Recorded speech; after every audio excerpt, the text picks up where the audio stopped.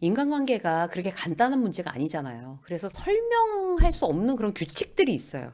이 사람들이 이렇게 생각하는 때가 있어요. 나는 예의를 지켰는데 왜 저 사람이랑 멀어졌을까? 나쁜 말 한 적도 없는데 왜 어색해졌을까? 인간관계에서 문제는요, 어떤 큰 실수보다 사소한 선을 넘었을 때 생깁니다. 근데 참 어려운 일은 그 선들이란 게 어디인지 막 책에 나와 있지 않는다는 거죠. 오늘은요, 법도 아니고 뭐 규정 회사 규정집에도 없고 그렇지만 알면 평생 편해지는 말하지 않아도 알아야 하는 인간관계 규칙에 대해서 몇 가지 알아보도록 하겠습니다. 첫 번째는 휴대폰을 상대가 보여줄 때의 매너예요. 절대 조심하셔야 될 거. 나한테 누군가 사진을 보여줬으면 절대 옆으로 이렇게 넘기시면 안 돼요. 네, 누군가 우리 애기 백이사진이야 돌사진이야 보여주거나 이번에 우리 어디 저기 서해로 놀러 갔다 왔어 이러면서 막 여행사진 보여주거나 우리 새로 입양한 강아지야 이렇게만 보여주잖아요. 그럴 때 그거 보고서 어우 예쁘네 이러면서 자연스럽게 이렇게 옆으로 넘기는 분들 계시잖아요. 대단히 무례한 행동입니다. 왜냐하면 그 사진을 내가 굉장히 좋아서 보여준 건데 그거에 대해서 별로 상대는 반응하지 않는 것처럼 보이고 내가 보여주고 싶지 않은 부분에 대해서도 침범한다고 생각하거든요. 그래서 보여준 것만 보세요. 보여준 것만. 더 궁금하면 다른 것도 보여줘. 다른 애기 사진 다른 거 없어? 이렇게 말씀하시면 돼요. 그리고 또 하나 이제 특징은 뭔가 하면 뭐 풍경 사진, 놀러 갔다 온 여행 사진 이런 거야 보고 어우 여기 진짜 여기 포토 스팟이다 이러고 그냥 감탄해 주면 되는데 예를 들어서 가족 사진에 대해서는 내가 원래 평소에 표현하는 것보다 조금 더 오버해서 표현하는 게 중요해요. 가족 문제잖아요. 상대가 보여줬을 때에 이제 기대치가 있어요. 나한테 나오는 리액션에 대한 기대치. 그걸 충족시켜 주는 게 굉장히 중요하죠. 두 번째는요. 상대의 약점은 아는 척도 하지 마세요. 이게 우리가 인간관계에서 대단히 중요한 규칙이 됩니다. 나에 대한 약점을 저 상대가 알고 있다는 것만으로도 나는 불안해질 수 있어요. 입 밖으로 안 꺼내도 눈빛, 말투에서 다 느껴지잖아요. 그냥 약점을 다룰 줄 아는 사람들이 관계를 오래 가져가요. 예를 들어서 막 팀장이 부장한테 들어가서 막 그냥 거의 뭐 신나게 깨지고 막 욕먹고 인격적으로는 정말 모욕적인 그런 취급을 당한 거를 후배 직원들이 다 알고 있는 걸 좋아하겠어요? 절대로 안 좋아한단 말이죠. 그랬을 경우에 그 바로 팀장 밑에 있는 과장 어떻게 해야 될까요? 직원들 다 내보내야 되는 거죠. 뭐안 듣는 자리로 나가서 데리고 다 나가서 딴 데 가서 회의를 하든가. 그래서 그런 약점에 대해서 아는 척도 안 하는 거, 그 자리를 피하는 거, 이런 굉장히 중요합니다. 그야말로 신뢰고 의리인 거죠.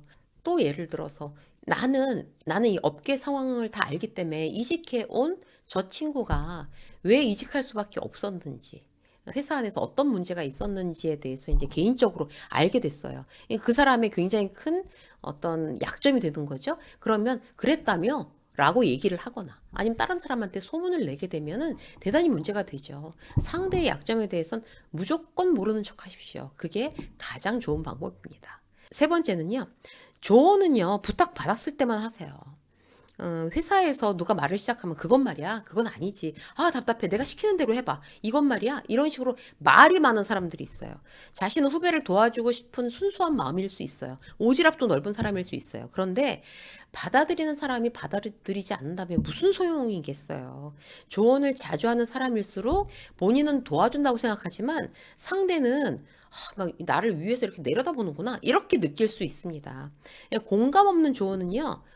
도움이라고 느껴지지 않아요. 조언은 하지 마십시오. 그걸 이제 원칙으로 하는 거예요. 근데 꼭 필요한 얘기를 해주고 싶다면 나한테도 비슷한 경험이 있는데 얘기해줘도 될까? 허락받고 하시거나 아니면 상대가 먼저 선배님, 이럴 때는 어떻게 해야 될까요? 이렇게 부탁한다면 그때 얘기를 해주는 게 이게 조언에 대한 원칙입니다. 자, 다음은요. 연락 빈도는 사람에 따라서 개인 맞춤으로 하십시오. 자주 연락한다고 친한 게 아니에요. 리듬이 맞아줘야 되는 거죠, 상대하고. 나는 바빠서 지금 연락을 못하고 있는데 상대가 너무 자주 연락을 해와요. 그럼 어떻게 될까요? 부담스럽단 말이에요. 그러면 저 사람 두 번 연락하는 동안 난 한 번은 연락해야 되니까 이게 의무가 되는 거죠. 우리가 자주 연락하는 사람도 있고, 이따금 연락하는 사람도 있어요.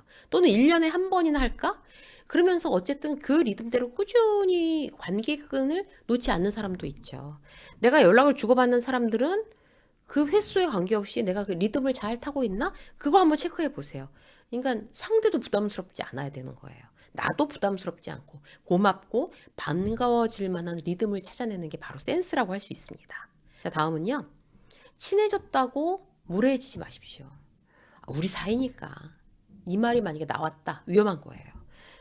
친하다는 건요. 거리가 없다는 뜻이 아니고요. 친할수록 더 존중한다는 뜻입니다. 친해지면 일일이 고맙다고도 안 하고 미안하다고도 안 하고 우리 사이에 뭐 함부로 얘기하고 상대의 약점을 소재로 잡아서 뭐 웃음거리를 만드는 일이 있어요. 그런데 정말 말하지 않아도 우리가 알아야 될 인간관계 규칙 중에 대표적인 것이 친해질수록 말을 더 조심하셔야 됩니다. 제일 친한 친구한테 예전에는 막 놀려먹기만 하다가 제가 이제 이런 방송을 하잖아요. 그러니까 저도 저 스스로의 습관을 고친다고요. 내 말투부터 고치게 되더라고요. 예, 그렇게 놀려먹는 대신 저랑 제일 친한 친구한테 막 이쁘다, 고맙다, 참 잘하는구나 이런 얘기를 의도로 하게 되니까 맨 처음에 이제 이 친구가 했다가 왜 그래? 요즘 이상해졌어? 막 이렇게 막 반응을 하다가 나중엔 되게 좋아하더라고요. 힘을 받는 것 같고, 정말 그래? 이러면서 응원이 되는 것도 같고. 이게 바로 선순환이에요. 가까운 사람한테 작정하고 시도해 보세요, 여러분. 굉장히 나도 기분이 좋아집니다. 정말 우리가 말하지 않아도 알아야 되는 거. 결혼 왜 안 했는지, 왜 아이는 안 낳고 있는지 물어보지 마세요. 이 질문의 문제는요, 정말 무지하다는 것밖에 설명이 안 돼요. 그냥 궁금하잖아요. 그래서 물어봤어요. 이게 바로 무지한 일이에요. 상대의 인생을 설명하라고 요구할 권리가 우리는 없습니다. 그 사람한테는 그런 어떤 이제 사생활에 대한 그 부분이 그 사람의 선택일 수도 있고, 또 뭐 사정이 있을 수도 있고, 또 상처가 될 수도 있어요. 그래서 좋은 인간관계의 규칙은요, 상대의 삶을 설명하게끔 요구하지 않는 거예요. 스스로 말할 때까지 기다리세요. 말 안 하는 데는 다 이유가 있겠죠. 그리고 말 안 해주면 그냥 말 안 해주는 대로 지나가는 거예요. 자, 또 하나. 부정적인 감정이 올라온 상태에서는 결론을 내리지 마십시오. 화났을 때 한 말, 서운할 때 내가 막 메시지 보내는 거. 이거 대부분 나중에 어떻게 돼요? 후회하죠. 그리고 후회만 하면 괜찮은데 관계를 망쳐요. 감정은 지나가지만 이렇게 말로 하거나 막 문자로 막 하거나 이런 거는 다 증거로 남죠? 화났을 때 한밤중에 카톡하지 않는 것만으로도 후회할 일 엄청 줄이는 일이에요. 또 하나 대표적인 거. 비교가 시작되는 순간 관계는 깨집니다. 누구 자식이 더 좋은 대학교 갔다. 누구 남편이 더 잘 나간다. 누구 아파트가 더 크다. 대화가 아니죠. 이건 순위 매기는 거죠. 현실적인 규칙은요. 비교하는 순간 우리 관계가 깨진다는 겁니다. 그래서 누구하고도 그게 나는 별 뜻 없이 한 얘기야. 이런 것이 결코 변명이 되지 않습니다. 절대 비교하지 마십시오. 자, 또 하나. 부탁은 권리가 아니라는 사실을 아는 거예요. 자주 부탁하는 사람은 자기도 모르게 선을 넘을 수 있어요. 자주 부탁하는 사람들 있죠. 응? 근데 부탁하는 게 꼭 나쁜 건 아니에요. 그런데 나의 부탁을 굉장히 예의 바르게 해야 되는 거죠. 예의 바른 부탁은 어떤 거예요? 거절해도 괜찮아 라는 메시지를 같이 줘야 돼요. 나쁜 부탁은 뭐예요?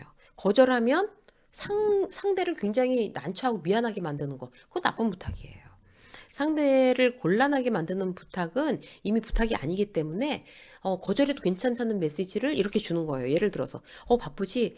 우리 팀 이런 문제가 생겨서 갑자기 자료가 필요한데 지금 너무 시간이 없어서 좀 도와줄 수 있을까? 김 대리가? 그 팀도 바쁘긴 매한가지인 거 뻔히 아는데 내가 상황이 너무 다급하다 지금. 그래서 정 안 되면 말해줘. 다른 방법을 찾아볼게. 이게 뭐예요? 자, 거절해도 괜찮아라는 거를 플러스해서 내가 부탁하는 거예요. 그런데 거기다 대고 막 이거 해줘. 이거 안 되면 나 부장한테 죽어. 막 이번에도 찍히면 나 어떻게 될지 몰라. 이렇게. 안 들어주면 굉장히 미안한 상황을 만드는 거. 이거는 잘못된 부탁이라는 거죠. 자, 또 하나 볼까요? 물건을 빌렸다면 받을 때보다 더 좋은 상태로 돌려주셔야 됩니다. 이 물건 얘기가 아니죠, 이거는. 빌렸을 때보다 더 좋아질 수 없는 것들도 많잖아요. 내가 더 썼는데 어떻게 더 좋아지겠어요, 그죠? 태도의 문제를 얘기하는 거예요. 예를 들어서 차를 빌렸어요. 그러면 새 차하고 기름 넣어서 돌려줘야죠. 내가 빌렸을 때보다 더 많이 넣는 게 중요해요, 기름을. 이제 우리 집에 손님이 왔어요. 앞집에서 큰 접시 있어? 누구 엄마? 이러면서 큰 접시 5개 빌렸어요. 그럼 어떻게 해야 돼요? 깨끗하게 닦아서 맛있는 과일이나 케이크 담아서 돌려 보내주는 거죠. 내가 회사에서 차량용 이제 청소기가 없어서 그걸 갖다 동료한테 빌렸어요. 그런데 내가 청소하고 나서 돌려주면서 뭐라고 해야 돼요? 이거 새 거더라. 이거 흠집 날까봐 아주 조심했어. 내가 깨끗하게 닦았어. 잘 썼어. 고마워. 이렇게 돌려주는 거죠. 그런데 이거 이제 좀 매너 없는 사람들 어떻게 해요? 여기 원래 흠집 있었어? 어? 이거 내가 그런 거 아니야? 원래 이랬어? 별거 아니라는 듯이 이렇게 얘기하는 거 대단히 이제 매너가 아니게 되겠죠. 빌렸다는 건요, 신뢰를 빌리는 거예요. 신뢰는 항상 이자 붙여서 돌려주는 게 예의입니다. 자, 또 하나.